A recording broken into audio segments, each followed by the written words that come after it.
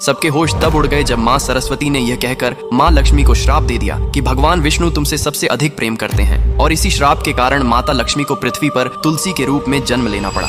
कहानी उस समय की है। वैकुंठ लोक में माँ सरस्वती, लक्ष्मी और गंगा देवियाओं में बहस हो गई कि तीनों देवियों में से भगवान विष्णु सबसे ज्यादा प्यार किसको करता है। क्योंकि सरस्वती ज्ञान, विद्या और कला की देवी थीं, लक्ष्मी धन, वैभव और समृद्धि की देवी, और गंगा पवित्रता, शांति और शुद्धता की थीं। भगवान विष्णु तीनों का समान आदर और सभी से समान प्रेम रखते थे। लेकिन तीनों देवियों के मन में यह प्रश्न उठने लगा कि संसार में सबसे अधिक महत्व किसका है, ज्ञान का, धन का या पवित्रता का। यह विचार धीरे धीरे बहस में बदल गया। नारद मुनि भी वहां पहुंचे और अपने स्वभाव के अनुसार अलग अलग दृष्टिकोण रखकर बहस को और गहरा कर दिया।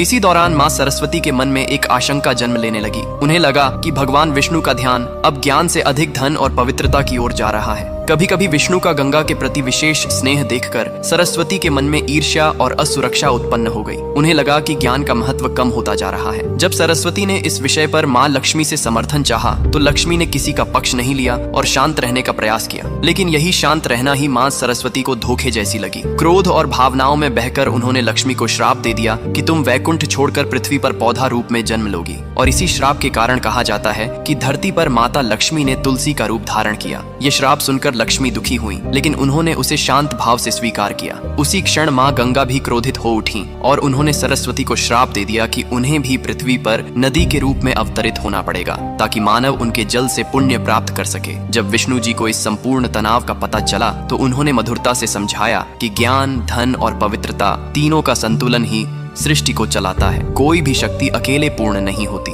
धन और ज्ञान दोनों का मूल्य है, पर ज्ञान बिना धन का सही उपयोग नहीं कर सकता और धन बिना ज्ञान उपयोगी नहीं रहता। इसीलिए दोनों का संतुलन आवश्यक है। विष्णु ने लक्ष्मी को आश्वासन दिया कि पृथ्वी पर उनका तुलसी अवतार भी अत्यंत पवित्र और पूजनीय होगा, और सरस्वती व गंगा को भी उनके दिव्य उद्देश्य का बोध कराया। अगर आप मानते हैं कि जीवन में ज्ञान, धन और पवित्रता तीनों का संतुलन ही सच्ची सफलता है तो कमेंट में लिखिए जय श्री हरि विष्णु।